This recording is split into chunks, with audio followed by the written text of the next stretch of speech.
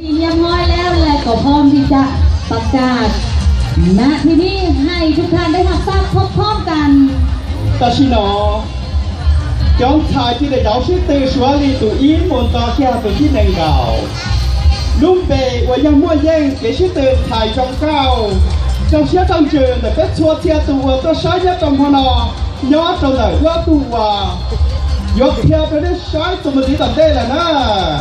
เวลานาทีแห่งความตื่นเต้นระทึกใจแนวเจ้าโมเข้ามาแล้วตำแหน่งนางสาวขวัญใจมหาชนโดยได้รับการโหวตหรือว่าห่วงให้คะแนนจากมวลชนทุกท่านผู้ที่ได้รับตำแหน่งได้แก่หมายเลขที่ตอนนี้เราชื่อได้ชื่อว่า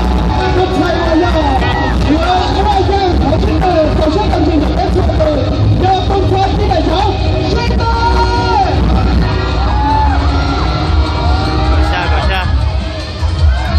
หมายเลข8นางมินิโรจน์จากแขวงเชียงขวางแสดงความยินดีนะ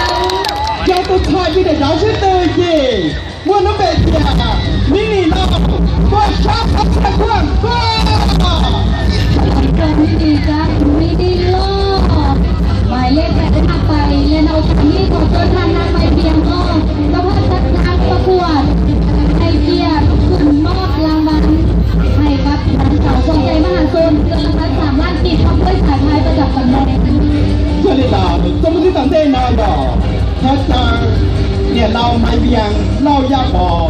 ว่าอยากตัวชื่อจากสันชัยชงเก้าสู่ชงอัพเชียเก่าจาเก่าจี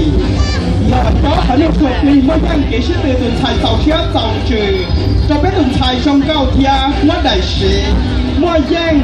จะเจ้ายังไม่สุดมีเอลันกี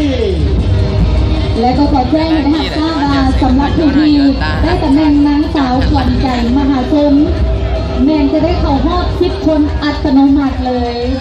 ที่ตาลีดาวคือตุนชัยว่ายังไม่ยังเกี่ยชื่อตุนเจ้าเชียเจ้าจือเนอเป็นเสด็จยักษ์จอมพนกูอยู่เตาแล้วว่าตุนชัยเนาะจะหอยเช่นเก่าเราเนอเกี่ยชื่อตุนเทียตอนนี้ทนางไม่เพียงรอเจ้าภาพจัดงานก็ได้ให้เกียรติมอบสายพายประจำตำแหน่งให้กับนางสาวขวัญใจมหาชนหมายเลข8แต่ชิโนถ้าตอบว่าได้สิไม่แย่งเกี่ยชื่อตุนชัยของเก่าเจ้าเชียเจ้าจือแต่ไม่เสด็จก็รอเราตุนชัยที่ได้ย้ายชื่อตุนที่ว่ายังมันมีเราก็สร้างสังเกตกว่าก็อะไรนะด้วยช่อดอกไม้งามๆคู่กับคนงามๆและไปเงินรางวัลจำนวนที่ตาเล่นดาวคือเจอว่าอีก7 ป้าว่ายังมั่วเก่าอ้อยหยาก็หลอดจอบกับเกียร์ว่าเก็บชื่อเติมมั่วแย่งว่ายังเสาเชียสองชื่อหน่อยเฟสเดอร์ยิ่งส่งหล่อลูกตีเกียร์เจ้าได้เกียร์ไปเกียร์ไปร้านกีน่ะ